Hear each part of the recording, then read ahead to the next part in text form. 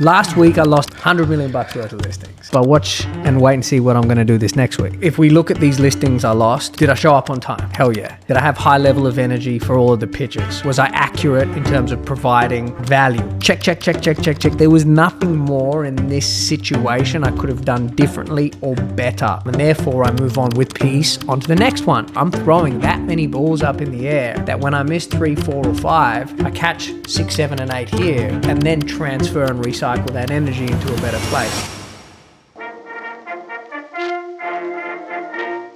Gavin Rubinstein, 18 years dominating Sydney's most exclusive properties, 3 offices, multiple top performers, hundreds of millions transacted. He's the agent that Australia's wealthiest trust with their most valuable assets. You escape competition through authenticity. You've got to do it in your own way. And I think when you look at TRG, something I'm most proud of, there's no one in that office that's trying to be Gavin. They may take facets of applying what the art of the deal is that they've learnt from me, but they apply it in their own way. And that's what I love so much about it. I've got this opinion that if you can't get the small details right, there's no way you're going to get the big stuff right. How sloppy are some of the people in our industry?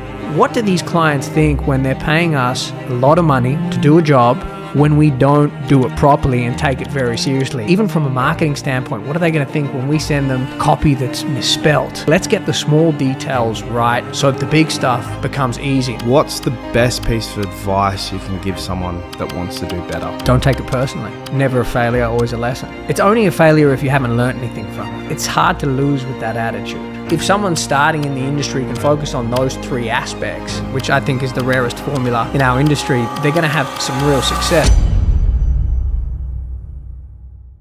Ladies and gentlemen, welcome back to another Both Sides podcast. This is episode 2 with Gavin Rubinstein.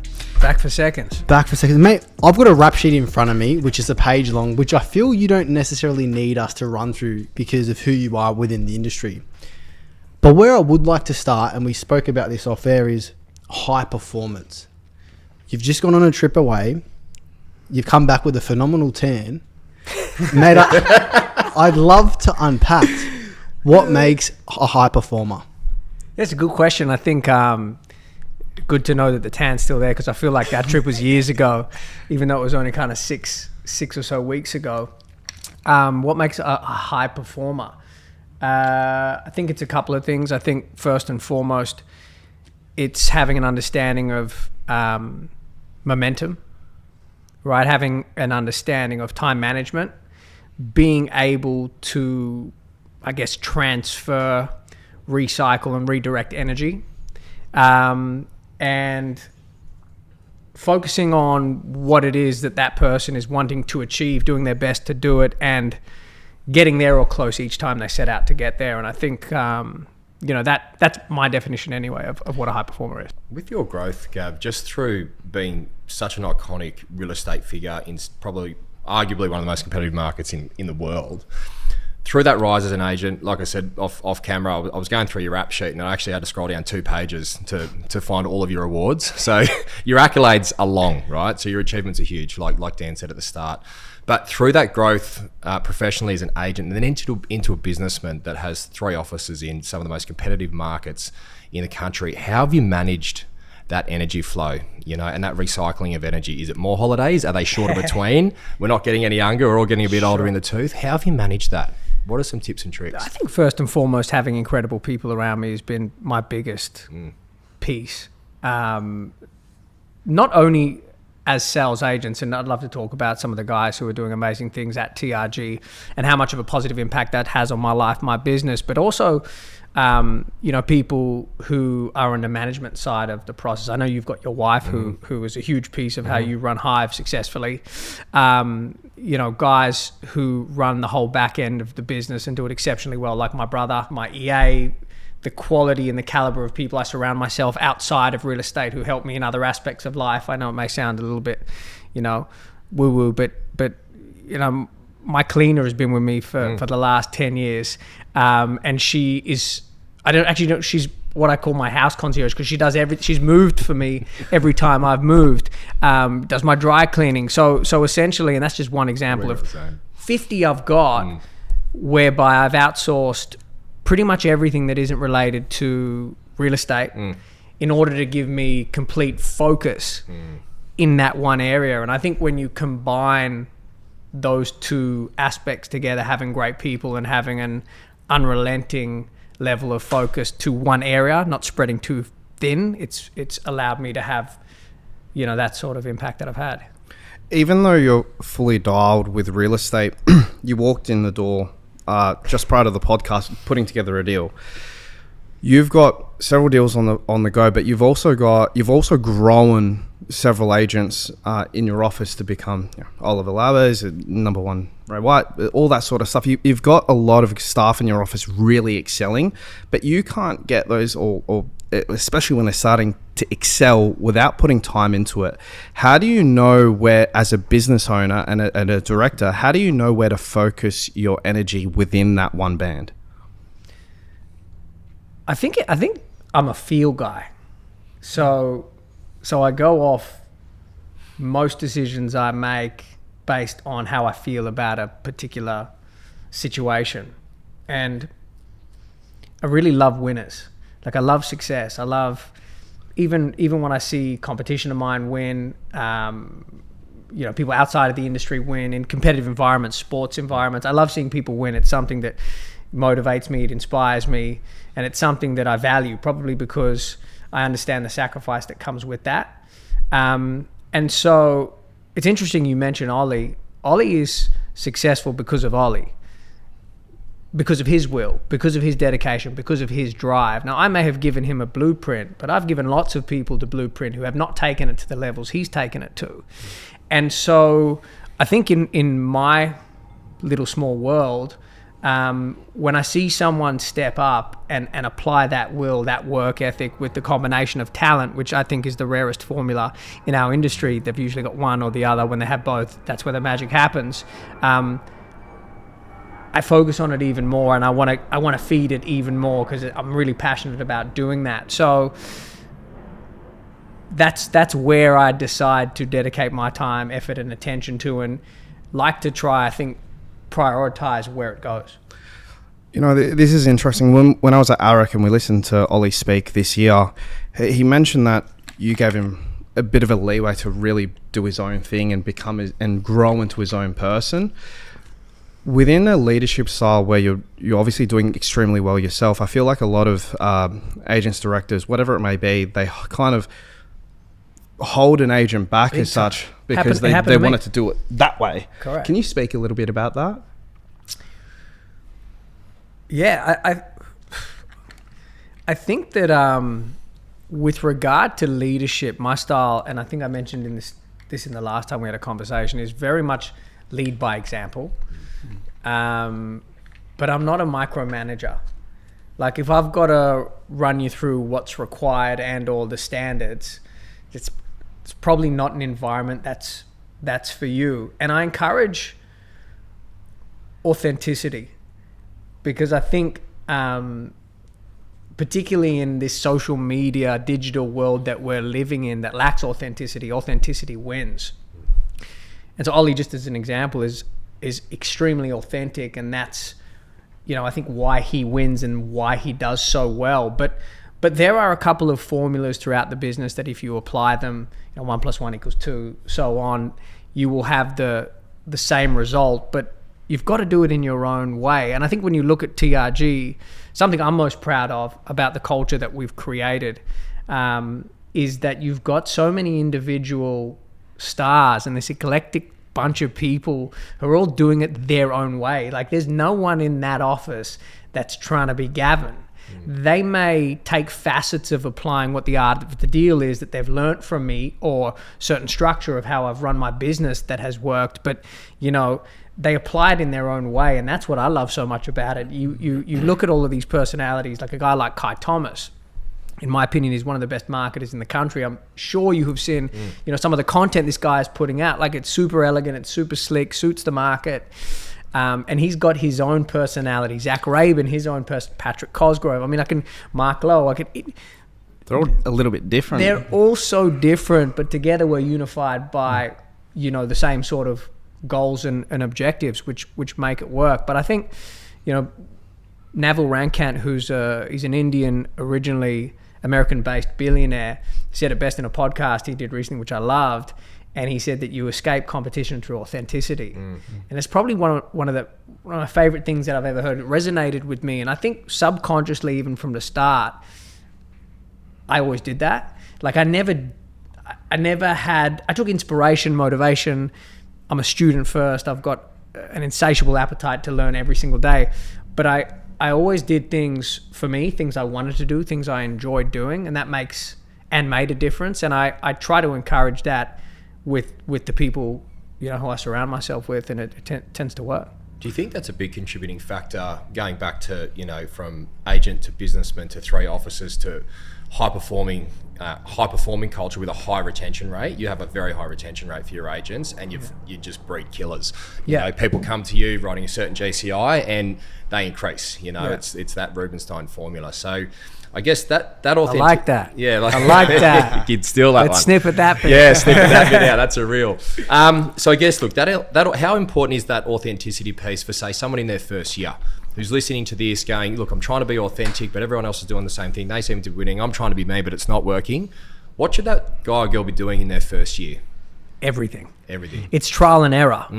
And it's working out, what works, what do I like, what don't I like, what has an impact, what makes me feel good, going back to the energy stuff, like what makes me feel good, what makes me feel bad, and working out what does your signature look like, right? What is Josh's, what's Gavin's signature? What does that look like?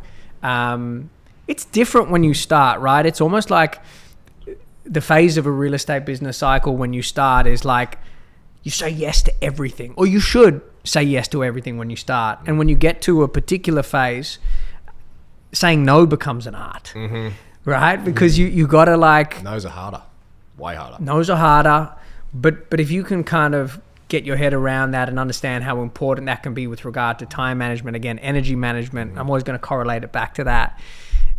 It can be really powerful. So I think, and that's what learning's about, right? It's about adapting, it's about evolving, and it's about going through the motions, but horses for courses, and depending on what chapter you're at, it looks different. So when you started, again, going back a long way through that rap sheet, right? But going right back to the start, what are the main differences between when you started out? Obviously, you're on the doors, you're on the leaflets, you're on the phones. A lot of that's still the same. But if we go back 15, 20 years to now, to someone starting now, what are some key leverageable things that someone can do to get ahead fast? Outside of just doing the 90 days, what are some of those key movers? Because you've seen the industry transition through phases. Yeah. What do you reckon? I think, I can tell you what I did, or some of the things that I did at the start that I think made an impact or a difference. The first one was I always treated my business like a businessman and an entrepreneur rather than a real estate agent. Yeah. A lot of real estate agents treat their real estate business like a real estate business. And so what does that look like? I'll give you an example. I remember I was like 20, it's going way back now. I was like 23, 24, and I was getting a bit of momentum. My name was getting out there, and quite a high profile partnership who are still in partnership today, which is wild. But they approached me and they said, noticed you're getting some traction. There's a partnership of 3. They said, we really don't like our third partner. We'd love to get into business with you, much older. And to show you how serious we are, we'd be prepared to offer you $50,000 and your own office. At the time, I was quite young, and that was like it's a lot of money. I probably owed a lot of money to credit cards at the time, so I was definitely thinking seriously about it for a cold second. And I thought to myself, if this early on, my effective share price is worth that, so early on, before I've even done anything, right? If I continue down this road, which is provide first-class service to my vendor, always look out for their interest, that's foremost for me. Continue to build my profile brand. We've spoken about how important that is. What will my share price be in however many years? And kind of that's how I've treated it. And another interpretation of that is your reputation. Now, you're never going to please everybody, and as real estate agents, you represent one side of a 2-party transaction that gets emotional, so some people are going to be pissed off throughout that process. I understand that, but if I continue down that journey, doing right by people, following that formula I just mentioned, there's no real reason why my share price shouldn't continue to go up and up and up. And so I always focused on that, and that was more of a business-like mentality than it was a real estate agent-like mentality. That was one of the things I did. Another thing I did was I was very focused on building profile, which, you know, I always talk about as another interpretation of brand. Mm-hmm. So from the moment I started, you know, I worked for 2 agents. One of them is a buyer's agent now, and then the other person's out of the industry. So they weren't a principal, they weren't, you know, one of these top performers that we speak about. So for anyone who has that excuse, it's bullshit. And I was always focused on making sure that even if I was just on the signboard or in the paper or on the list, like Gavin Rubinstein was there, right? Because again, I knew that correlated to my share price, and that would create a brand that hopefully, if I continue to do the right thing by people, the vendors I represent, you know, it would only mean good things in the future, and I stayed consistent with it. And so every and any opportunity I had to get my name out there, I did, which is snowballed. I was fanatical and am still fanatical about learning. Like, you guys know this, right? I think this last month in real estate, I've learned more than in almost 2 decades even. Why? The tools? Yeah. Oh man, where do we start? Like, and how long do you have? Yeah. It's what motivates me most about the game. It's what motivates me most about the industry. The industry has given me so much. Like, I came into it as a 19-year-old kid who knew nothing. Like, father was a pharmacist, mother was involved in beauty. Again, we've spoken about that. Like, it's given me and it's taught me everything. And it's still giving me so much, and I enjoy evolving, and I enjoy the challenge of it, and I enjoy getting better. I think when that stops, I'm going to have a problem. But I've always had that mindset, even then and still now. How can I learn? How can I get better? How can I evolve? So I think if someone's starting in the industry can focus on those 3 aspects, they're going to have some real success. Another backbone of, for me, what's always put me in a good place is this word called persistence, right? Being tenacious and continuing to go after something irrespective of the no's you get along the way, still with the same vigor and with the same energy that you set out to go after it for. I was just always persistent, never took the first no, had more focus on what it was that I was chasing rather than the challenges the journey presented, right? And that helped me a lot. Is it gamifying for you now? Is this becoming, when people are elite at something, it gamifies? It tends to, like, business becomes a sport because the money's relevant, right? You know, like getting paid the comm. You're not listing property just for the comm. You want to help people and you want to move forward and you want to challenge yourself. And it's all of those untangible rewards that you get out of a deal. I'm assuming is probably where you're at. Is that accurate? Look, I wouldn't know if I think about 12 months ago, I said, like, my focus for the next 12 months is I want to have fun. Yep. I really want to have fun. Coming up to doing this, I think it's 18 years. It's almost 2 decades. It's a long time. We had the conversation before. I'm not even 40 yet. I think I've managed my energy and my time really well over the last 20 years. So I'm fresh. So I've somewhat got the energy of a rookie, but the knowledge of a veteran, right? Which is dangerous. It's a cool combination. So I don't know if I'd call it a game, but when I focus more on having fun and enjoying what I'm doing, who I'm dealing with, they benefit. Yeah. I had the best 12 months I've ever had in real estate. How have you stayed so, like, I mean, it's so hard. People in real estate burn out every 3 months. How often have we seen it? Yeah. Like, how often have we seen some of the biggest performers, right? Yeah. Have been in the game, performed at the highest level, and then after 10 years, 15 years, they burn out and they go do something else without, you know, being specific. But there's a bunch of examples that we can talk about. If you even listen to any, let's say, podcast, I don't even know if podcasts were around when I started, but like presentations, or my first talk at ARIC, I speak about energy time management. I speak about managing burnout because it's a big thing in our industry. And I've put a lot of importance in doing what I want to do, right, over the course of the last 20 years. And that's why I don't burn out. Notwithstanding, if you talk to me like in June, just before I'm about to go on a mid-year trip. I'm not pleasant to speak to. Like I'm that. So I have my moments, right? And I almost quit the industry, every day. But generally speaking, I'm fresh, I'm excited, I'm motivated, because I also feel real estate's got so much more to give. Totally, man. It's ever evolving, right? Completely. So what does success look like to you now, Gav? I think success looks very differently to a lot of people. I just want to be enjoying what I'm doing.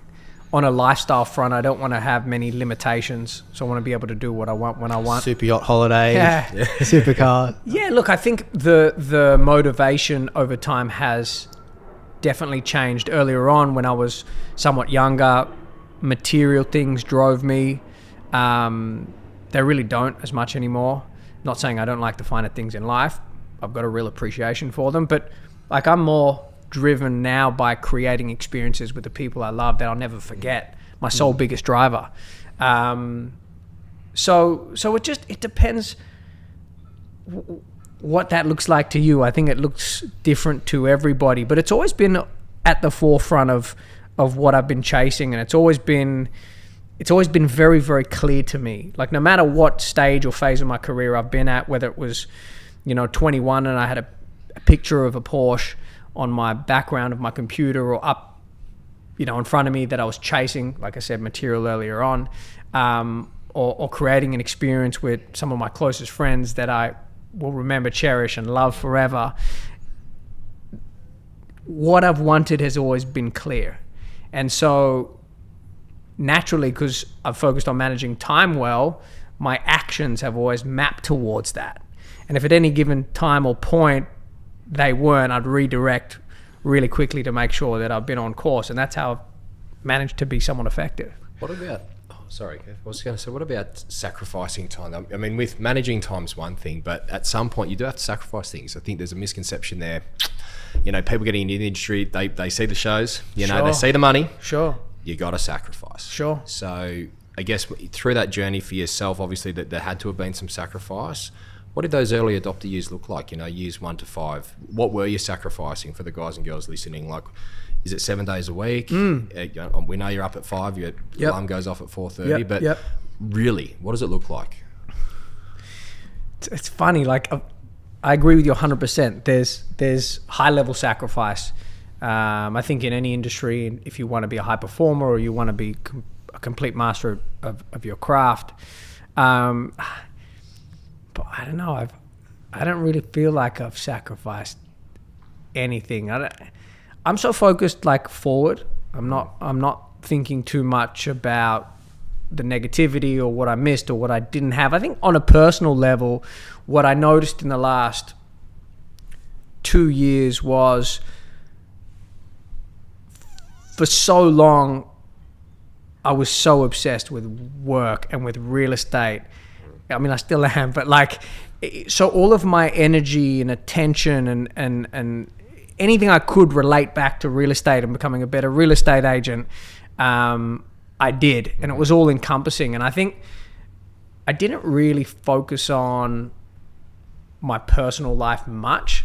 Everything was geared around managing my burnout, so I could operate at a really high level as a real estate practitioner. And so naturally the attention or the energy that could have gone to understanding more about my personal life and personal relationships was neglected, because something's got to give. But I'm not feel sorry for me in any way, shape. I loved it. I wouldn't change a thing. I won't change a thing. And I identified that, like I said, a couple of years ago, made it a priority, started dedicating energy to it and understanding it more. So some people are going to be listening and thinking this dude just sells houses, and that's cool too. I take what I do really seriously. I always have, because it's all I've been good at. But I don't feel like I've sacrificed nights at the pub, but I don't like drinking here anyway. I feel like shit the next day. I can't make decisions sharply. I can't be optimal for the people that I represent. 100%. I can't be as sharp as I want to be. I would prefer to have a drink when I'm on a holiday and I can actually just relax a little bit. So I don't know. I've always just from a very young age been about the business. Well said. To get to that point, like with your team as well, like they're no slouches. They're killers. You got Evan taking number 1 associate. Matt Keaveney's a killer. Montana messaged me at like 5 something a.m. saying, "Hey, you good for the podcast?" All this. I'm like, wow. Like she's not even in sales. She's in EA. It's unheard of to see that sort of stuff. How do you inspire the staff to be that obsessed or enjoy it that much or just work that hard? Do you think it's because you're Gavin Rubinstein, or is there a different way that you're inspiring your staff to get to that point? I think first off, birds of a feather flock together. I also feel that I put a lot of emphasis and energy, like I said earlier, of leading by example. So I couldn't ask them to have this level of commitment, dedication, precision if I wasn't bringing that to the table in my space and what I do. So look, it takes time. It does take time. But if you look kind of and you go backwards, I've always had high performing people in and around me. They get what is required. My team before Monty is exceptional. She's so good. Been with me now 2 years. It's been quick. And it's been a fun journey because naturally she had no real estate experience before. Now she's incredible. And I enjoy also working with her through what I call is the furnace, right? Now the furnace either makes someone or breaks someone. Yeah. And sales agents, sales associates, and people in and around me are not consciously, but through osmosis, put through what I call is the furnace. It will, my standards, when I'm talking about it, will get the best out of people and make them perform at A, or it will break them and they'll go elsewhere, and I'll find someone else who will be willing to step up to the plate. Only because my clients put me through the furnace. 100%. Right? 18 years of the furnace. And I think one of the greatest things, or one of the things I've loved about the people that I represent and have been around with, is I've learned so much from them, like watching how they live their life and how they run their family and what they do in their world, and even going through periods where they've absolutely metaphorically belted the hell out of me for making mistakes or not being up to standard, or not performing where I should be representing either someone like them or the properties that they own, and it's gotten the best out of me. So I think that flows through, right? And when you talk about these houses that I sell and all the people that I represent, they demand excellence. They do. And I pride myself in doing my best, at least anyway, to try and deliver as often as I can. Does the level of intensity that these clients have as you've scaled in price point that you're selling in, like right now we're Point Piper, bolt hole views of the Sydney Harbour, Opera House, Harbour Bridge, does that level of detail change as the price level changes? Good question, but I really think it depends on the personality. Like sometimes you can sell a property, you hear that harbour right now just washing up on the foreshore. There's some value in that. It's not just the view, it's the sound you pay for. No, I think it's really I'm selling it to you, boy. What is wrong with you? No, I actually don't. I don't think it's necessarily a price point, I think it's a personality thing. So, and I know you sell properties around $3 million. Yep. I'm sure you've dealt with people that are fastidious about the detail, and it ain't a $20-30 million property though. No, but I think it's just a personality thing. Like it really, I think depends on the personality. There are a lot of people at this end of the market who are extremely successful in what they do, but don't necessarily have experience in properties. Like they've sold, I don't know, 2 or 3 properties their entire life because their focus is their business, and then they lean on me in order to give them my expertise to make sure I look after their interests. So it's just general question, answer even more general. I think it really is personality based rather than price point. What did you have to change about yourself then to secure listings like this one? Nothing. Authenticity. Nothing. I love it. When you say nothing, what were you doing right? I think I always put the vendor first. Like I always take care of the vendor and put their interests first. People know because over the years they've, I mean, even if my own family wanted to buy a property that I was representing, I'd be happy to wrap them in cotton wool through the process. But when we get to the sharp end of the process, unless you're going to pay the most on the day, you're going to miss out. And that was something I learned really early on. I was selling a property, and this is when properties didn't sell. This is back in the really tough days. And the owner of that property had bought another place, and so he was really keen to sell. It was in North Bondi, Stewart Street. And I was in communication with these buyers who were expats living in New York to come out to see the property. And for 2 to 3 weeks, anyway, they ended up coming out. They came through, they really liked it. They wanted to make an offer. They were going to come back to me in the afternoon. I said, cool. Between them leaving, I got a call inquiry from Domain. Hey, is Stewart Street still available? I said, yeah, sure. I mean, I'm close to getting an offer, but I was very green at this stage too. I said, I'm happy to show you through. And I showed this guy through, who Murphy's Law, of course, loved the property and made an offer to me on the spot, which is substantially higher than where the New York people were indicating they were going to make an offer. So I went to my mentor at the time, and I was freaking out, right? Like, I had no idea what I felt. Bad. Like, these people had flown to New York. I'd been talking to them for 2 to 3 weeks. Like, I just didn't feel good about doing that to somebody. And my mentor at the time said to me, always remember that your vendor pays your fee. Yeah. He said, if you can run your real estate business on that basis, he said, it's going to make the very tough, murky situations look a hell of a lot clearer. And that's what I did, and that's how I've always run my business.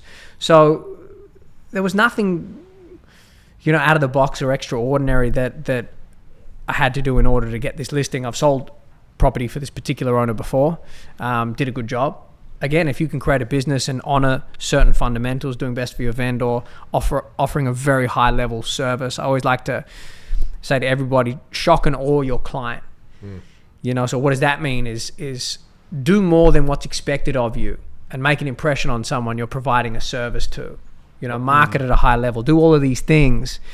And like I say, earlier on when I was looking at my $50,000 share price or whatever it was those years ago, having the confidence that if I did right by people and continued with the formula I was already applying, it would only end up meaning good things. What does that look like now for, we're talking off air about we operate in similar markets, but long times on market, sort of anywhere from 3 to 6 months is normal. Yep. What is an agent at this level, taking all of that into account, what is your value add, to your clients? What are those extra miles that you're doing to try to find that buyer? Because at a 3 to 6 month days on market average, the buyers aren't just coming to you. Yep. So what are agents at your level doing to ensure that your clients are getting the best out of you and the best out of that process all the way through that 6 month process to find that right buyer and still put their best interests at the front?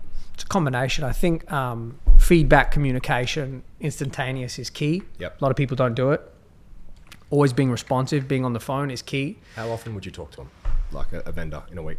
Well, let's say this particular vendor, probably 3 to 5 times on the phone, but they get a written report every Monday night outlining who came through and what everyone said. Yep. I'm also at all the opens. Yep. Sometimes it's more than 3 to 5 times. Wow. It depends really what they want, what they need, and how many substantial developments are worthwhile explaining to them. Yeah, what do you say? Because a lot of people, they'll only call a vendor when it's good. Yep. And then the vendor will never hear them when it's shit. No, I'm gonna call all the time.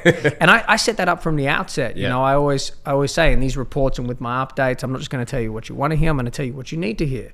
I believe that you guys are gonna need all of the information as it is in order to make an informed decision.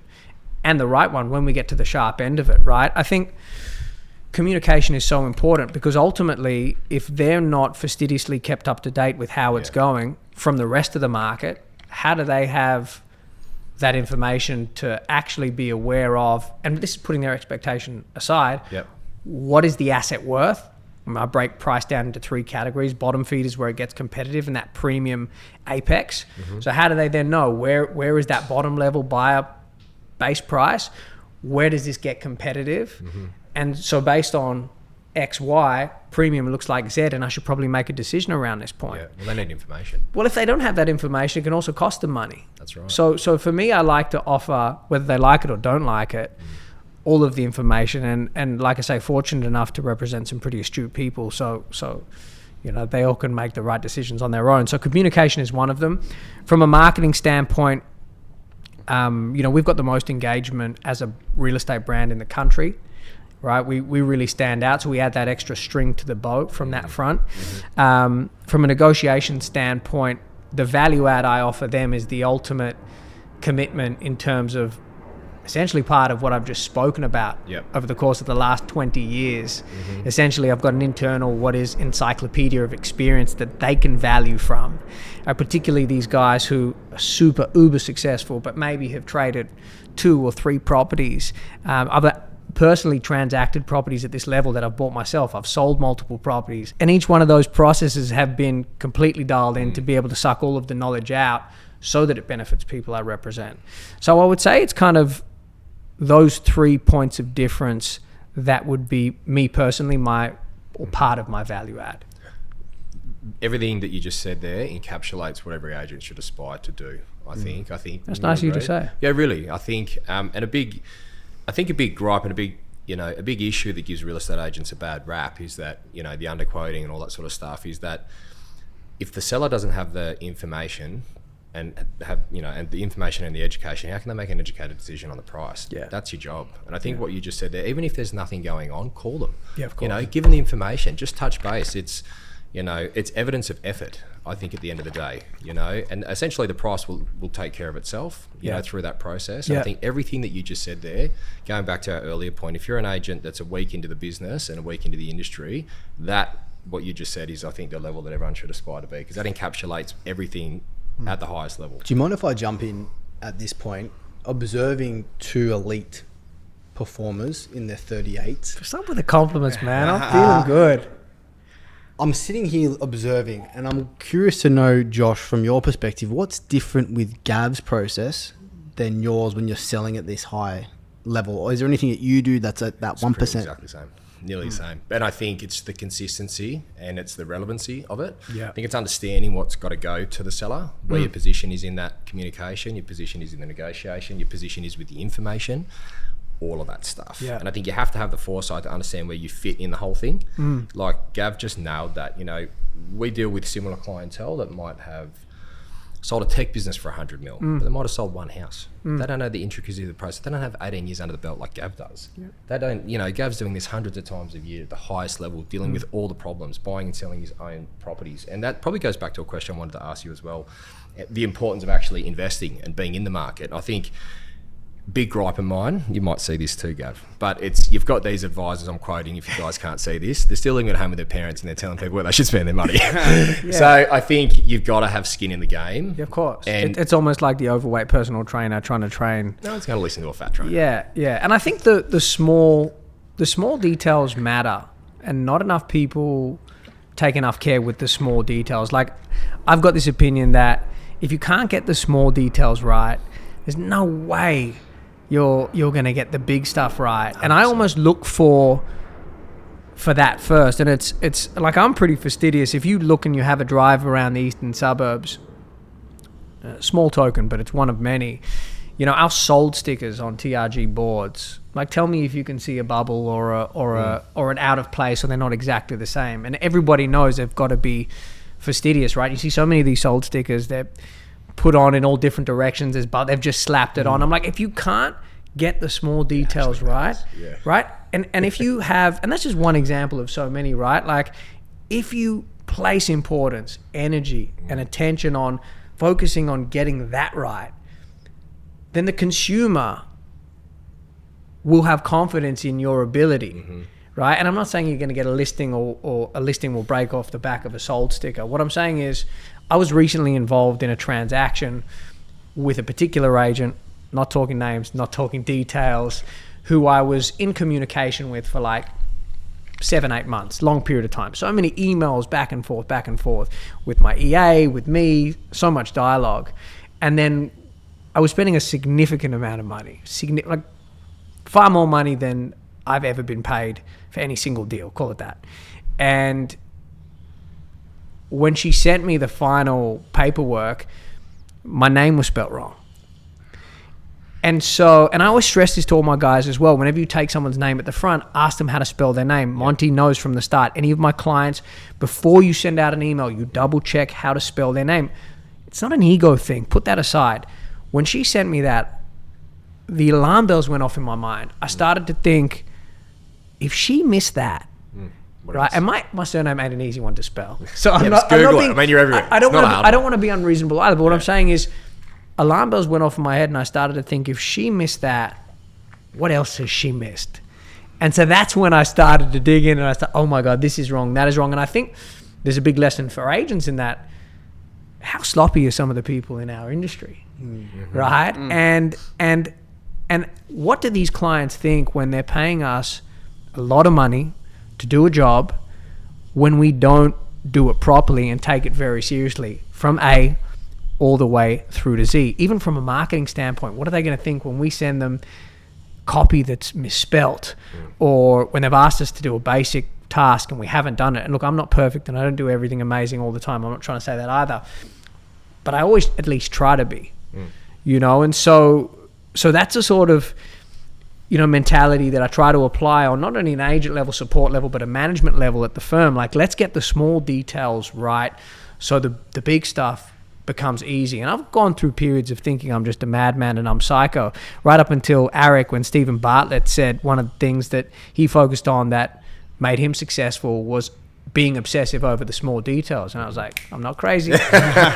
So yeah, I think all of these little things make a big difference. That's definitely something I've picked up from interviewing the top 1%, and even going to Josh's office. Like, even the business cards and the brochures, even the small details from the touch, not just the sight. For sure. The smells, you were talking about sound with the water. Like, it's those little 1% that add up, that make a 1%. From what I'm observing and having learned. Well, you got to care. I mean, I went through an open of a $4 million property. Talk about $4 million property I've got, and next to where the pool was, leaves all in the sink and not looking straight away. Monty, like, my team knows open homes need to look like it's the first day we're opening it. So I'm fastidious about the small details. And he's smiling, thinking, this guy's mad, right? What is wrong with this little bloke I'm speaking to? But the reality is the people who I represent, majority of them, not all of them, appreciate that level of commitment because so few people do it. What happens when you're competing, like this pocket right here, Point Par, but you're not dealing with slouch competitors either. You're dealing with very good agents. What separates you when they're doing the little 1%ers as well? What makes you different? How do you win the listings? They don't. I know they don't. They say that. So there's your answer. Simple. It's always been my edge, or one of them. What's your others? I think part of everything we've just been discussing up until this point, I think it's a comprehensive understanding of the process that very few agents have. I really do. I think that's the biggest value add, that level of attention and that level of detail when it's applied to essentially what our job is: market a property, negotiate. That's what agents are there to do. Create a competitive environment. That's my freaking favorite, right? Like, that's when the magic happens, right? And you can look at every property and every owner, and it's all different, but you want to get the best outcome. Create a competitive environment. The price will always take care of itself. So all of my energy is geared towards doing that. That's what I really want to create for everybody I represent, right? And so it's having that perspective that makes the biggest difference. And if the owner I'm speaking to when I'm pitching for business doesn't get it, they don't get it. You can always lead a horse to water. You can't make them drink. Some you're going to win, some you're going to lose. But you got to do your best every time. You win a lot. What happens when you don't win? Man, I lose heaps. Last week I lost about $100 million worth of listings. Wow. Yow. $100 million worth of listings. Ouchie. But watch and wait and see what I'm going to do this next week. Do you know what I mean? And so for me, I like to control the controllables. So if we look at these listings I lost, did I show up on time? Hell yeah. Did I have high level of energy for all of the pitches? Was I accurate in terms of providing, what the strategy was and is that's going to provide value? How was my follow-up? All of these things, did I go back? Did I call enough? check. There was nothing more in this situation I could have done differently or better. I pride myself on the listing presentation. Love it. Put me in front of an owner with a house that I want. My thing. Like, that's my thing. That's what I enjoy. And I'm really passionate about doing that because I know the value I can add to someone in that position. So I look back at it and I'm like, there's nothing I could have done that would have changed that outcome. And therefore I move on with peace onto the next one. And because I'm so highly productive in these periods, which I spoke about before, I'm throwing that many balls up in the air that when I miss 3, 4 or 5, I catch 6, 7 and 8 here and then transfer and recycle that energy into a better place, if that makes sense. If that doesn't keep you up at night, what does? I am out like a light from the moment I put my head on the pillow. I sleep amazing. Like we've discussed, I'm up early. My productivity rate through the day is insane. I eat lunch virtually every day at my desk or in the car still, in about 10 minutes, sometimes 3. So like, you know, in terms of the mental gymnastics I put myself through keeping everybody happy, listing, selling at a high level, all of the multifacets that I'm doing, which I really enjoy doing. By the time I get home, man, I'm out and I sleep really well. How many calls are you making a day? I couldn't tell you. Like, are you still, you know, are you still just on the phones early, Constantly. in the car, just Constantly. all day, Constantly. chasing, Constantly. hot lists, I chase fundamentals? Yeah, so I chase. So I prioritize past clients. Yep. So I love loyalty. Yep. Love loyalty. It's like I probably value it the most. So certain clients who have sold with me before, whatever they need within reason, I'm going to do for them, right? Like literally whatever they need. So always servicing those people. There's always a good bunch of people like that to service. The agents in my office, they're somewhat my clients, right? That's I look at it that way. I've got to make sure that they're happy, they're getting value from the brand, they're winning business. There's a lot of back and forward coaching, guiding through all of them, you know, at any given time of the day. So there's hundreds. Are you structured? I know that when we sort of went from 20 to 40 staff, and like you said, your staff become your clients, and everybody needs you, and you spread wafer thin. Yep. And you're that times three offices. Yep. This massive growth trajectory. Are you still relatively structured from a time base? Like, are you still 90 minutes in the morning? Do you have any type of an ideal day, or are you just like at war all day? What is the real day? And I know they're not always going to be the same because you bang on. You're bang on. Yeah. Fill the listeners in. My structure is from the moment I open my eyes to the moment I shut them, get as much shit done to the best of my ability as I possibly can, help as many people as I possibly can, solve as many problems as I possibly can, and try to prioritize it on the basis of doing my best to keep everybody happy. That's what my little computer in here looks like. I love what you said, you know, the 1%ers. When you break down, you know, just doing the 1%ers, you know, when Kev asked, what is, you know, are the other guys doing the 1%ers? You say, no, I know they're not. A great thing about what you just said is that it's actually easy to just start doing 1%ers because the other 99% aren't. No. So would you say that a piece of advice for anybody listening, if you're not focusing on, you know, Dan touched on our business cards, like everybody just pulls me up like at the IGA and goes, mate, I still got your business card. They cost me $2 each. Yeah. Of course you're going to remember them, but we've been consistent with that for 8 years, you know, and there's not a hair out of place. With that level of consistency, how have you maintained that through the growth of 3 offices? You know, because you can't be at 3 offices. What does that actually look like? Give the listeners an insight, because it's hard. Agent Gav at your level is already ridiculous. Yeah. And then businessman Gav with 3 offices and the top of the pile, they're like 4 different jobs. Yeah. So how are you maintaining that, or who is maintaining those 1%ers across your enterprise at the moment? I got a secret weapon. I got a couple of secret weapons. One of my secret weapons, his name's Gavin Rubinstein. He's a beast. Yeah, he's an animal. He operates at a different frequency. CEO, like what's his position in the business? CFO, confidant, running mate. Yep. Checks me, makes sure that I'm living in the realm of like earth, feet like on reality. Like reality. Yeah, bring you back down. I'm high level optimist. Yeah. So always he's checking. He's high level cynical, so it creates balance. Yeah. And I think he does it on purpose. I think before I started the business, I knew I needed his skill set in order for the business to work. Right. Right? Because there were a lot of holes in my game, which I knew his skill set plugged. And so what's interesting, like self-talk is so important, what we tell ourselves, what we talk to ourselves, how we speak to ourselves. At that stage of the business, I always used to say, well, I'm not good at this or I'm bad at that. And now 5-6 years down the track, right, I'm not trying to claim like I'm anywhere close to his level, but I've learnt so much from him. Like going back to the learning, I just love to learn. And it's not been a situation where I'm like, oh, hey, do you have a minute to show me how this works and how that? It's more so by osmosis and by watching how he operates and what he does, and then, you know, internally downloading that and try to apply it. So I've learned so much from him. He has been a huge help in building the business, scaling the business. We got so much further to go, and I think we're just at the infancy stage.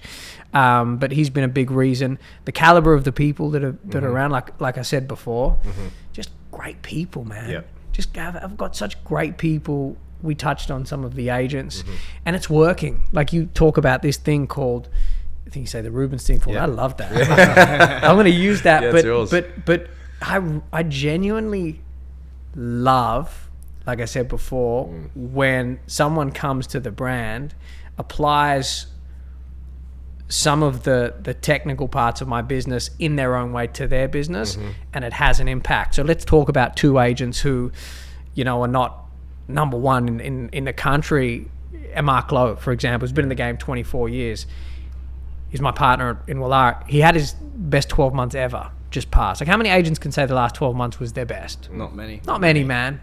And another example is Adam Regan, who's been in the game 20 plus years. He had his biggest month ever in March. Him and I worked on a couple of deals together. So when I see those sorts of results, I can't help but be motivated, inspired, and want to continue to kind of spread that and create more scenarios. So where does that go? Where does that, because clarity is a huge piece for you, sitting across from you and just you're laser focused, you know, and I think that's a testament to the last 18 years. You've obviously got a plan. So what's next? So from here, you say that the business is in its infancy and clarity is one of your cornerstones. Can you share with us a bit of the vision about where you see the Rubinstein Group over the next 5 years? Yeah. And where? Would you go international like White Fox? Don't come to Canberra. Stay I'm not going to, no. Funny enough, I mean, I can only say so much, but I'm not looking to do hundreds of offices, but in the right markets with the right people, I think is the important part. I am. I'm on a trip next month overseas to a place that I smell and see huge opportunity in. Whether or not that ends up materializing into an office, time will tell. But look, for me, it's my formula looks at this phase as follows. If I'm first going to have fun doing it and enjoy it, I'm going to look at it. And the second part is it's got to make profit to make sense. Yeah. The GCI stuff and the bullshit real estate agent, you know, rigmarole that you always hear doesn't get me going. Yep. I'm interested in first and foremost having fun and enjoying it. Yep. And be at this phase, I want it to be profitable. 100%. When bringing back to the agents that you've brought on board that have been in the industry for a long time, they join TRG, goes back up again. How do you know that you're selecting the right agent when they've been around the traps and they excel? How do you know that? You don't. But you got to try. Right? So you've got to try and you've got to see how it feels. And look, I've had my fair share of guys who have come in that haven't been right and who have gone. Not a hell of a lot. A lot of associates, because this younger generation, You just break them. that's been kind of raised on this social media world is just, I don't even know how to describe them. But when you look at when you look at the agents there who like are staples of what the TRG culture is, and we've spoken about all of their names, they've been there from the start. I don't know what tomorrow will bring and business cycle. I'm sure some of them over time will go and do their own things or try different paths, which, you know, will be upsetting for me because I genuinely like every single person in my office. Like, there's not one person in there that I can walk into and not like have a good conversation with that I wouldn't go out. The culture is something I'm extremely proud of, and it's not perfect, but it's something I love personally. What do you think the hardest thing for an agent starting out, you know, you are one of those key figures in the industry that a lot of people do aspire to be. The Hughes, the Martys, the Matts. You know, you're one of the big titans. No one's ever called me a titan before. I like this guy. You can take that too. But you are, you know, it's a name that always circulates. Your name circulates our office all the time, all through Canberra. For the guys and girls that are starting out, and they're looking at that, right? What are the key things that they really, really need to master early on? And I know we talked about consistency, but what are the key things that they need to master early on? And I know, like we talk about, we're in the social media world, everybody, you know, they've got one listing, but they're on social media 10 hours a day. They're looking for that instant gratification. Yeah. Like, just bring it back down to earth for a minute. Yeah. You know, like in this day and age, where do you see, going back to that leverageables question, like, where do you see someone being? Is it getting into a Rubinstein office? Is it getting into a Manor office? You know, what is the quickest rate of acceleration for someone to make it in real estate? And how do they need to mentally prepare? Because you talk about, you know, you lost $100 million worth of listings last week. Some people don't even list that in a year. Yeah. And you lost that in a day and you've just bounced back and you're moving on. Break that down, because I know our audience, I know that a lot of them are top 1%ers, but just bring it back to that guy or girl in their first year about that mental toughness and some of those key, look, get yourself in a good office. Just give them a little framework for them to work with. I think I think you're right. Super clear. I think you need to align yourself with somebody first and foremost. Like, success leaves clues. Yep. Yeah. So Where would they look? but it depends on the sort of business that you want. So for me, I knew that I loved the big houses from the start. I loved the big houses. I loved these views. It excited me. I was passionate about it. And at that point in time of the market, it's very different to now. You had to be in Double Bay in order to represent those properties. So I was fixated on how do I get an opportunity to start at Double Bay. Gotcha. And even though I got a foot in the door with someone who wasn't an Oliver Lavers or didn't own the business, I still thought by being in that environment, it would give me leverage and it would be advantageous because high tide raises all boats. Mm-hmm. So I think that would be the first point. Second point is you need to really understand what it is that your role is as an agent. Yeah. A lot of people are out there saying they're a real estate agent who don't actually know what their role as a real estate agent is. That's true. Right? So a common question I'll always ask someone who comes to see me is, you know, what can you tell me is your understanding about what you have to do as a real estate agent? Yep. And I think one person has given me the answer. Yep. Right? The answer to that, and this is, again, just my view, is you've got to put yourself in a position to get a listing. Because you can be the greatest salesperson or saleswoman in the world. You can't make a sale if you don't have a listing. So then how do you do that? Right? What does that look like? Well, it's heavy on prospecting. Heavy on prospecting. So if you're not willing to do the door knocks and the cold calls, which, by the way, I know there's lots of conversations about that working, not working. I love it. I built my whole business on cold calling. Same. Evan Chung just got #1 associate for the whole Ray White group. He's my top associate.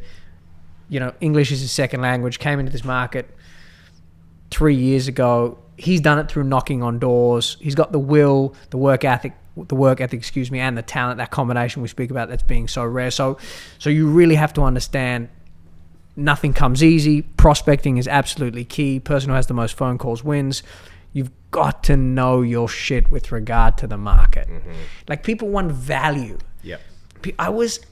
All I did, I would just study, like, what did this house sell 4 years ago? Not just now. What did it sell 4 years ago? And what's the owner of that property now? I can drive down Vaucluse Road right now and I can memorize half the street and tell you who lives there still. And I haven't even looked at the notes I used to make when I was an assistant however long ago, right? So really take understanding the product knowledge seriously, because that's going to be your value to people when you're prospecting.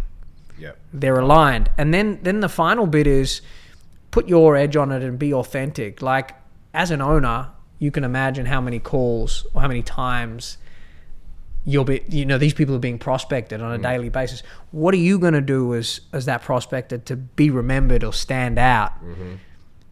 from all the other people that are calling them, so you can at least have an opportunity to, when the time is right, pitching for the business. I think you've also got to get phenomenal with dealing with rejection. I think not taking things personally is an art. How do you do that? So just on that, because that is a gridlock for so many agents. It's an art, man. In that growth path. Yeah. Is it just you wake up one day and go, fuck it, I'm gonna put my hard hat on today and we're just going to war? Is it just a mental switch? How do you do that? Because a lot of guys and girls, they can't overcome that. Can't do it. And they can't break past 300K. So how'd you do it? A lot of loss. A lot of loss. Conditioning? Was it? A lot of metaphorical smashes in the tummy, slaps across the face.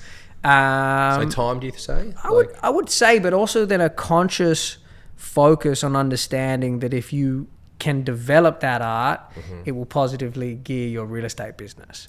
So what I mean by that is, like, everything I do and try to get through, whether it be understanding or trying not to take things personally or whatever we speak about, if I can correlate that back to being a better agent, adding more value to my clients, building a bigger business, these few facets I've described that I'm passionate about, that I enjoy, I'm going to do it. I think you nailed it too. Your thirst to learn and your willingness to have so many balls in the air. Those are probably the two clinchers that can really help with rejection, because if you've got a thirst to learn and learn from the loss, you're going to actually want them. You're going to want no's, and if you're busy and you're consistent with all the things you just mentioned, you've got balls in the air, you'll catch 70%. You can move forward quicker. I mean, how many times do we see it? You as a business owner would see the same things. I do one-on-ones with all of my agents. We talk about forecasts, what they're going to hit, what they're planning to hit, challenges, how we can build a team. I'm very involved in it. And like the agent who hasn't made a sale for 8 weeks or 12 weeks, it's the brand's fault. It's the door's fault. It's the Harbour Bridge's fault. And I think for me, like, I have always and I will always take responsibility. Like, if I'm in a patch where things aren't working, I've got to go internal and understand what I'm doing that's wrong, because no one's going to help me. No one's going to save me. It's something that I'm doing that I need to tweak, that I need to shift, whether it's mental, whether it's technical, whatever the case may be. I've got to find the crease and I've got to iron it out. And I think a lot of agents, I think that holds them back. Yeah, nailed that. That's really well said. There's that obsession over 10 out of 10 excellence in real estate. Does that also translate to personal life in other areas? Getting deep now. I told you I've only started looking at that in the last few years. So I've started dating this new girl, awesome girl, best girl I've ever met. And so we were having a conversation. I think she described me the best way I've ever been described. I was like, so do you think I'm difficult? I'm like, because past girlfriends have said I'm pretty difficult. And she was like, you know what? She's like, I don't. She's like, you know what you like and you know what you don't like. You do what you like and you don't do what you don't like. So it's like not profound or anything, but I was just like, that's me. I was like, sounds like a good life to me. But that's definitely a good way to describe it. I think, like I say, my personal life for many years didn't get much attention, didn't get much energy. It was all geared around managing burnout so I could operate at the highest level in the real estate business. And then in the last few years, through the likes of therapy, identifying it myself, listening to personal development podcasts, love podcasts, over real estate podcasts, still listening to real estate podcasts, has put me in a position to make improvement. And I think we've always got to be improving, adapting, and always getting better. I think that's key. It's almost metaphorically, like you said, in business, you look for the crease, then you iron it. It's like you did that in your own life. Yeah. I think it's that constant search and want to know that you're not perfect, in business and in life, and constantly be looking to improve. And sourcing out the people to help you. Like, therapy is a good thing, mentors are a good thing, peer support's a good thing. For sure. There's so many ways to succeed in this life and in business, I think, in 2025. And I actually find it really hard to... I've always said that anyone joining this industry 2025 and beyond, there's really no excuse to fail. It's the best time in the history of the world to be selling real estate. 100%. Like, I truly, believe that. I think, don't take things personally. Be really clear on the value that you add. This person is busy. Make sure you have value to add before you contact them. particularly if you're a real estate agent. 100%. Yeah, particularly if you're a real estate agent. I think if you can get your head around that, you have a good time. What is the top 1% trait in the highest performers that you see in your office and in the industry? So, even your competitors, what do you reckon the top 1% is? So I mean, a lot of my competitors has been time, I feel, right in this market. And it's no disrespect to them because some of them are fantastic, so I'm not generalizing.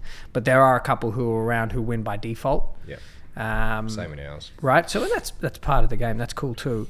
But I think when I look at agents, I notice that either there's high level work ethic and like will to want to win and lack of talent, or you've got high level talent, someone who just gets it, and lack of will and work ethic. And when you have the combination in people you see like an Oliver Lavers or you see like an Evan Chung, we've got so many examples. That's the formula where the magic happens.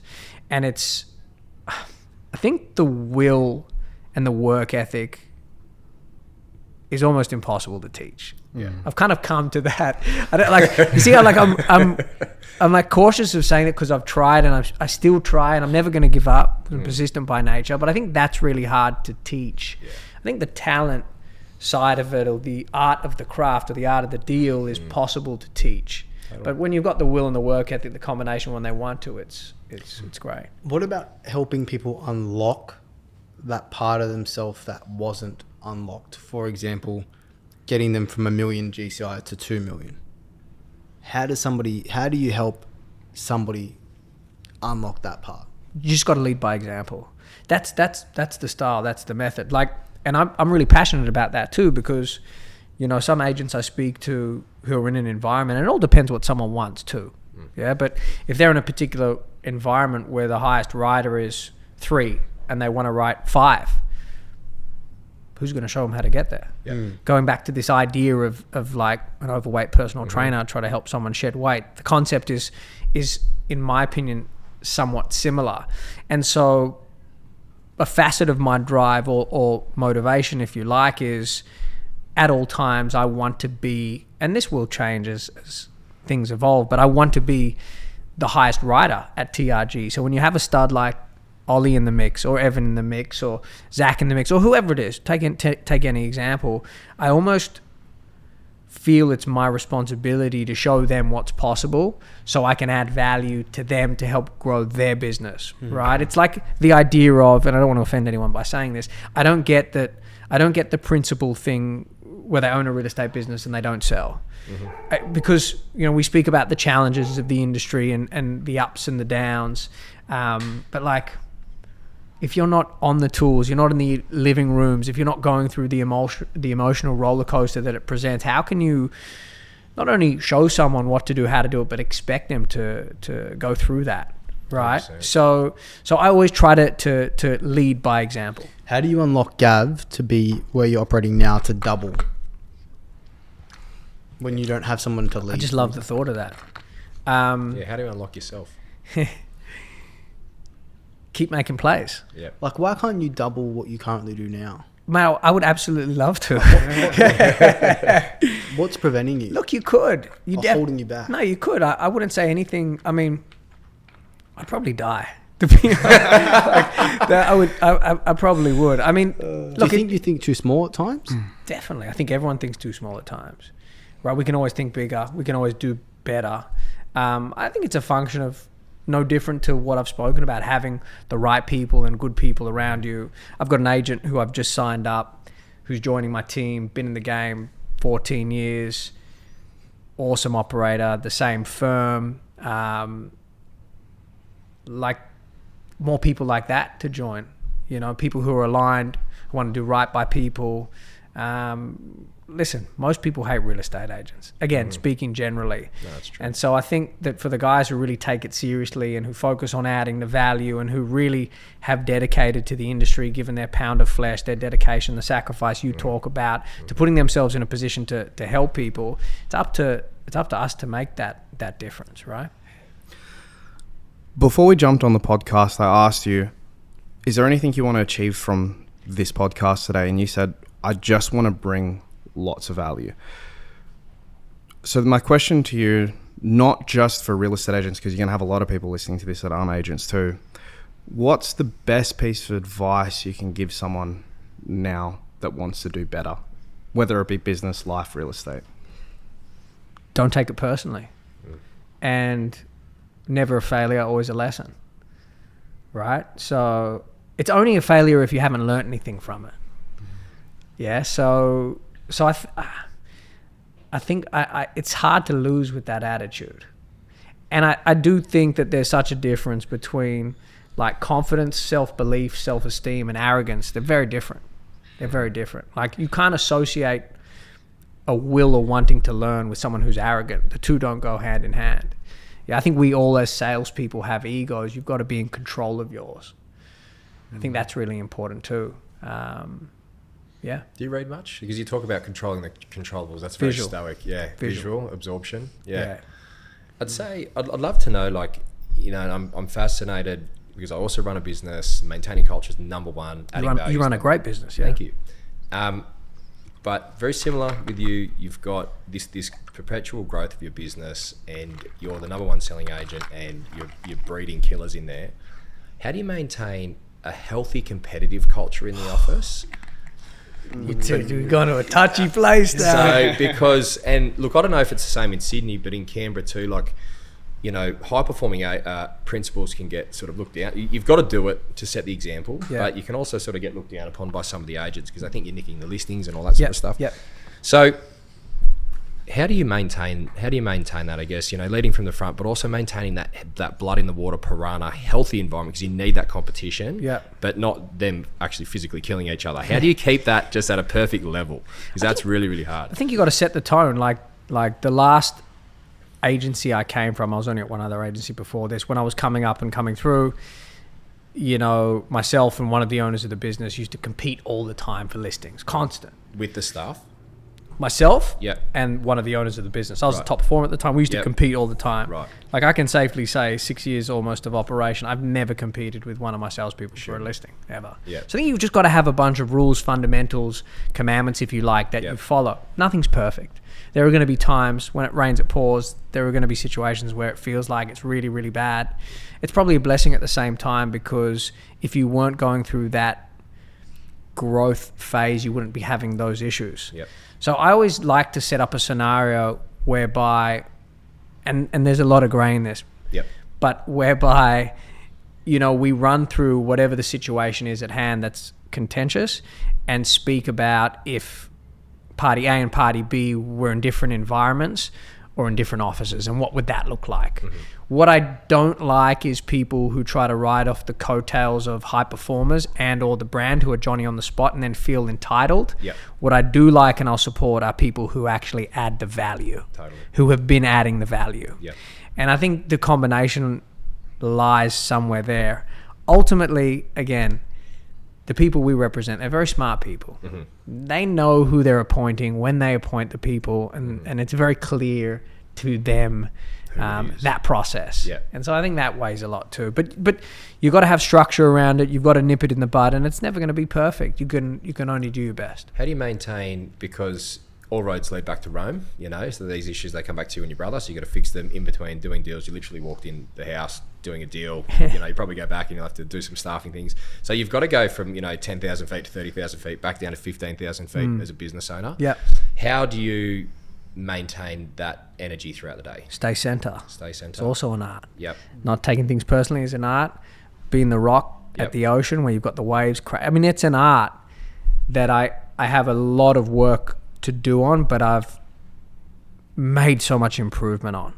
Like not registering emotionally with things, not letting it affect the flow, like just being solid, being calm. If I lose my shit or get the shits or get highly emotional, I failed myself. That's so it's like a challenge I give myself to remain center and not letting anything, no matter what it is, sway me. Do you do any, like, is it just a subconscious motor mechanics for you now? Like you're not doing like box breathing to calm down or anything like that after? Do you have any little tips and tricks? You go for a walk? Or? So again, everyone's different. I know if I've gone to bed late, I haven't had good sleep, haven't had, you know, a really good training schedule that week, have eaten junk food, haven't eaten clean, These are the little things They turn you. that encourages me being in the state of flow. But I know if I'm doing all of those things, I'm pretty unshakable. You're on point. Yeah, it's unreal. Well done, mate. Thank you, brother. I think You can feel the energy. I was just about to say that. Gav, Thank from you. my perspective. I think being a salesperson is all we have is we're selling energy. Yeah. And everyone's got a different kind of level of energy. And I also think the art of the salesman is somewhat dying or dead, right? Sometimes I have these debates with people about what's the point in having a real estate agent? And I can talk to them for hours. Like, let me tell you, like there is such a difference between a real estate agent, like a practitioner, and just a real estate agent. I wasn't looking to purchase a new car. I'll just give you this quick example. And I got a call from a car salesman about 4 months ago, calls me up. He's like, hey, noticed you put an order for a car a while ago, cancelled it. There's a new version of the car coming out. I said, yeah. He said, just thought you might be interested in it. We'd love to get you back in one of our cars. I said, cool. Look, I got a pretty crazy schedule, but if you can drop the car off to me at 6:30, leave it with me, and I take it for the day, give it a bit of a roll, give it back to you, and I'll tell you what I think. Sure, no problem, done. Hangs up the phone, turns up, hands me the car, gives me a folder, just goes, I just took the liberty of speccing this up based on your last spec. And if you like the car, maybe we can talk. Here's a contract. I was like, suit, tie, slick, presented well, on time, small details right. Let's go. Jump in the car. Was not in the market for a car. I will repeat, was not in the market for a car. Spend the day in it. Go back home. He's always been responsive. It was like 8 o'clock at night, picks up the phone straight away. So he made it easy for me, did what he said he was going to do, was very friendly. He was proactive. He shocked and awed me because I've dealt with a lot of car salesmen. And it was just with 1%ers. Bought the car. I bought the car because of him. I was like, you're unique. I'm like, there's not many of you around, and based off of that, I love the car too, but I wouldn't have got it otherwise, I'm telling you. So the value a good salesperson can add if they get the game that you talk about, the process it's huge. That's man. the difference, It's right? huge. I tell you, man, look, genuinely, that transfer is there. I think after 18 years of the game, a long rap sheet and, a good solid podcast full of nuggets in the middle of your busy day, that energy transfer is definitely there. And I'd say to the viewers who aren't sitting here, obviously, is that is the 1%, is that everything that you just spoke about, you actually embody it. And I think that's probably the lesson there, that we can't obviously transfer the energy through the podcast, but I can tell everybody listening that it is there, and that's obviously such a contributor to your success, man. It's been amazing. Thank you for having me again, boys. Yeah, You're the best. Mate, Thank you, mate. Thank you. I've got one last question for you. Hit me. What's your best piece of advice to your 27-year-old self? Don't take things personally. Yeah. Edit that one in. That was Thanks, good. mate.